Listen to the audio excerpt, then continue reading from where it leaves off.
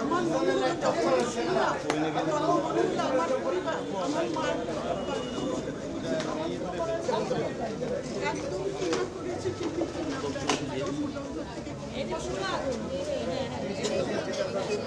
কিনা করেছে তাদের বিচার চাই আমরা ভালো মতো বিচার চাই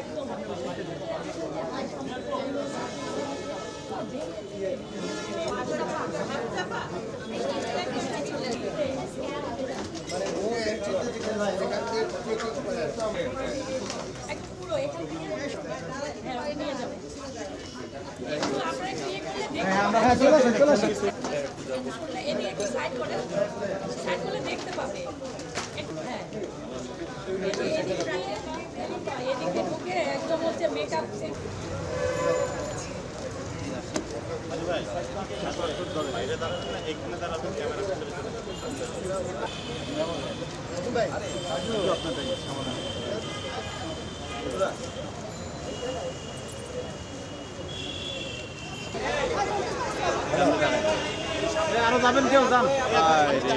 আগস্ট মাস শোকের মাস। শোকের মাসের শুরুতে আমি গভীর শ্রদ্ধার সঙ্গে স্মরণ করছি সর্বকালের সর্বশ্রেষ্ঠ বাঙালি জাতির পিতা বঙ্গবন্ধু শেখ মুজিবুর রহমান সহ তার পুরো পরিবারকে, যারা এই দেশের জন্য প্রাণ দিয়ে গেছেন। আগস্ট মাসের সাথে এখন নতুন সংযুক্ত হলো আরেকটি শোকের মাস, জুলাই মাস। এই জুলাই মাসে আমাদের প্রাণ প্রিয় কিছু ছাত্র, আমাদের প্রাণ প্রিয় কিছু মানুষ, কিছু পুলিশ, কিছু শিশু এই পৃথিবী ছেড়ে চলে গেছে। তাদেরকে অন্যায়ভাবে মারা হয়েছে। আমি গভীর শ্রদ্ধার সঙ্গে গভীর শোকের সঙ্গে স্মরণ করছি সেই মানুষগুলোকে। তাদের শোক সন্তপ্ত পরিবারকে জানাই সমবেদনা। যার যায় সেই আসলে বোঝে যে মায়ের বুক খালি হয়েছে, সেই মাই জানে যে কত আদর করে কত যত্ন করে তার সন্তানটাকে সে বড় করছিল। আমার ঘরেও দুটো সন্তান আছে, দুটো ছাত্র। আমি দেখেছি এই ছাত্ররা যে আন্দোলনে নেমেছে, যে কোটার আন্দোলনে নেমেছিল, সেই কোটার পক্ষে আমরা সকলেই ছিলাম। তারপর সেই কোটার মধ্যে এই ছাত্রদেরকে ঢাল করে একদল মানুষরূপী পশু ঢুকে যায়, নস্যাৎ করে দেয় সব আন্দোলনকে, ছিন্ন ভিন্ন করে দেয় পুরো দেশটিকে, জ্বালিয়ে পুড়িয়ে ছাড়খাড় করে দিয়েছে আমাদের এই দেশটিকে। এই দেশটি হয়তো আবার আমরা কষ্ট করে ঠিক করে ফেলবো, কারণ আমাদের নেতৃত্বে আছে জননেত্রী শেখ হাসিনা, আমাদের প্রিয় প্রধানমন্ত্রী। কিন্তু যে প্রাণগুলি ঝরে গেল, এই প্রাণগুলি তো আমরা আর কোনোদিন ফিরে পাবো না। তাদের জন্য আমি নিজের সন্তান তুল্য এই বাচ্চাদের জন্য আমি মন থেকে দোয়া করি, আল্লাহ যেন তাদেরকে বেহেশতের সর্বশ্রেষ্ঠ আসনে তাদেরকে জায়গা করে দেন। আজকে আমরা পৃথিবীতে এসেছি, আমাদের অস্তিত্বের একটি জায়গা, আমাদের সংস্কৃতির অস্তিত্বের একটি জায়গা। সেই পৃথিবীতে আগুন কেন? এই অগ্নি সন্ত্রাসী কারা? তাদেরকে চিহ্নিত করতে হবে, তাদেরকে খুঁজে বের করতে হবে।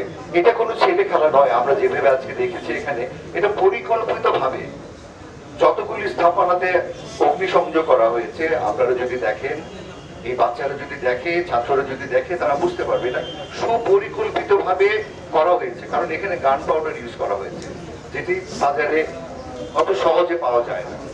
তাই সেই মানুষগুলিকে চিহ্নিত করতে হবে, তাদের বিচার চাই, তাদের বিচার করব। এবং এই যে মৃত্যুগুলো হয়েছে,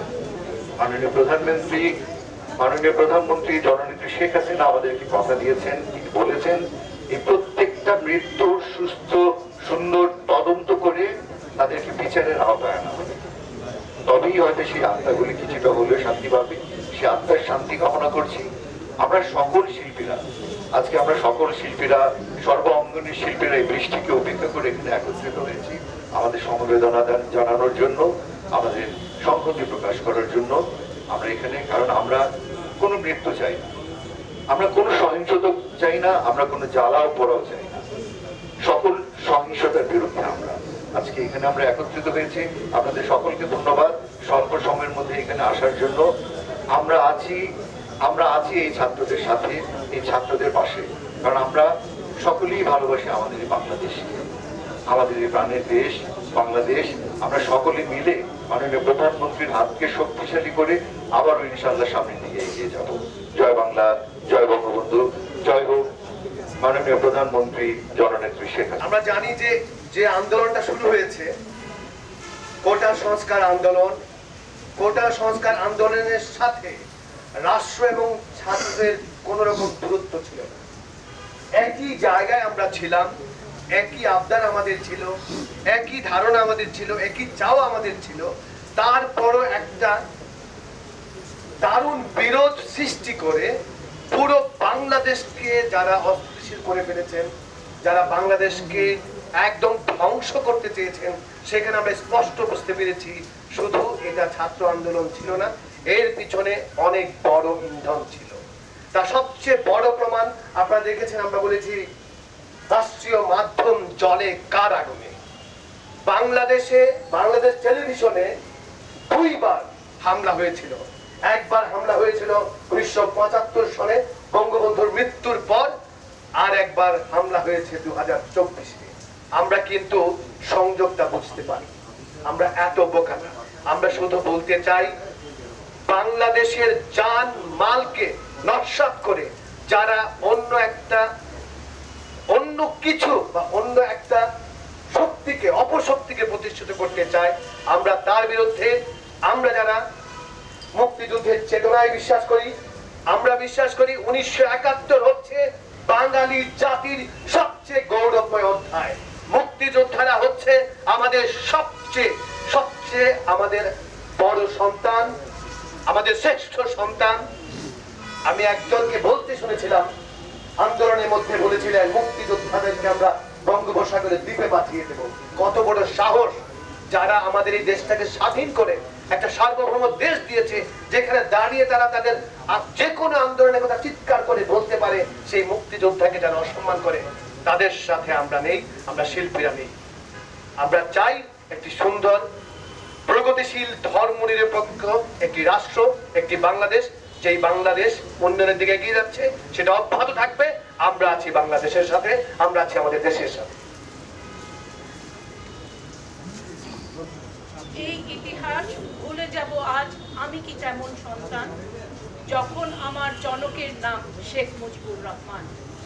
আজ 1 আগস্ট শুরু হয়েছে আমাদের শোকের মাস।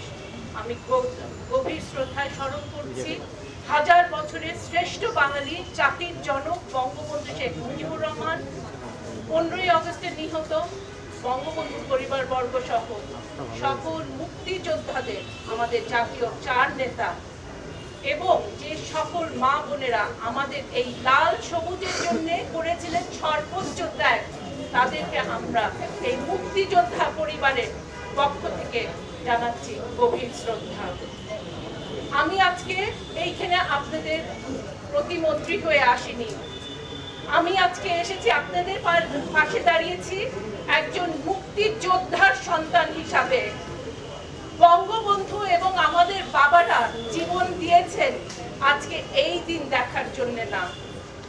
আমরা 75-এর পরে আমরা ভেবেছিলাম এই দিন আমাদেরকে আর দেখতে হবে না, কিন্তু আমরা ভুলে গেছি এই রাজাকার, রাষ্ট্রদ্রোহী, এই মুক্তিযোদ্ধা বিরোধী শক্তি এখন পর্যন্ত আমাদের এই বাংলাদেশে অবস্থান করছে। আমরা মুক্তিযোদ্ধার সন্তান হিসাবে আমি আজকে অনুরোধ করব বাংলাদেশের সকল মুক্তিযোদ্ধা পরিবারকে আমাদের সঙ্গে সংযুক্ত হন। আপনারা আসেন, আমরা এই দেশদ্রোহী, রাষ্ট্র বিরোধী শক্তিকে বাংলাদেশ থেকে সারা জীবনের জন্য আমরা বহিষ্কার করব। আমরা সবাই মিলিত হই একসঙ্গে। এবং আমি একটি কথা সব সময় বিশ্বাস করি, আমি আমার 20 বছর আমি কাটিয়েছি শিক্ষকতায়। একজন শিক্ষক হিসাবে আমি বিশ্বাস করি ছাত্ররা এই ধরনের কাজ করতে পারে না, এই রাষ্ট্রদ্রোহী কাজ করতে পারে না, ওরা রাষ্ট্র সম্পদ নষ্ট করতে পারে না। আমি অনুরোধ জানাচ্ছি সকল শিক্ষকদের, সকল অভিভাবকদের, আপনাদের সন্তানকে আপনারা ঘরে ফিরিয়ে নিয়ে যান। আপনাদের সন্তানকে তারা ব্যবহার করছে এই রাষ্ট্রদ্রোহী এই আন্দোলনকারীরা, আপনারা ফেরত দিয়ে যান।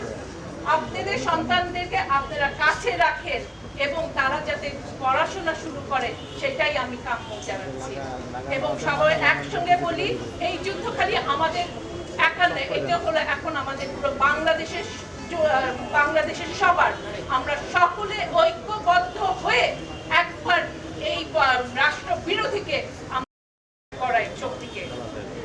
এবং আপনাদের আমি আজকে ওনারা আমাকে শিল্পীরা সব দেখেছেন, আমি ওনাদেরকে শিল্পী বলবো না, ওনারা হলেন আমাদের মুক্তিযোদ্ধার চেতনার শক্তি। আমরা সবাই একসঙ্গে থাকবো এবং ইনশাআল্লাহ আমরা বাংলাদেশকে আবার এই অপশক্তির কাছে মুক্ত করব। জয় বাংলা, জয় বাংলা, জয় বাংলা, জয় বাংলা, জয় বাংলা, জয় বঙ্গবন্ধু, জয় বঙ্গবন্ধু। মুক্তিযুদ্ধের স্মৃতি অম্লান হোক, মুক্তিযুদ্ধের স্মৃতি অম্লান হোক। আমাদের লাল সবুজের পতাকা দিয়ে আমরা যেটা গর্ববোধ করি সেটাই থাকবে আমাদের লাল সবুজের পতাকা, এবং এটাই হলো আমাদের বাংলাদেশের অস্তিত্ব। ধন্যবাদ।